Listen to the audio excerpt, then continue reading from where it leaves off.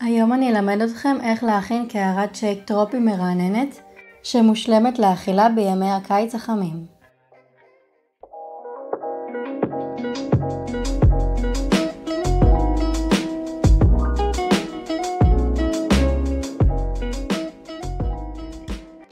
עבור הכנת השייק נצטרך תפוז אחד למיץ.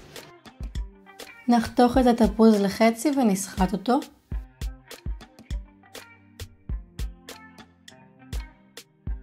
נוסיף את מיץ התפוזים שהכנו לתוך הבלנדר. נוסיף רבע כוס מים. חצי כוס קוביות אננס קפוא. חצי כוס קוביות מנגו קפוא.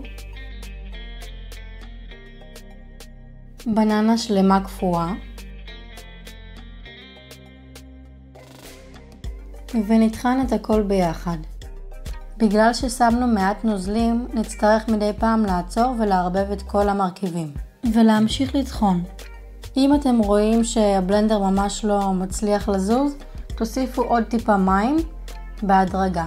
תיזהרו לא לשים יותר מדי מים, כי אנחנו רוצים שהשייק יצא סמיך מספיק כדי שנוכל לאכול אותו עם כפית. ברגע שכל המרכיבים נטחנו, נעביר את השייק לקערה.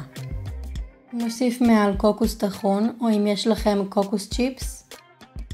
ואפשר גם להוסיף פולי קקאו גרוסים, או כל תוספת אחרת לבחירתכם. תהנו!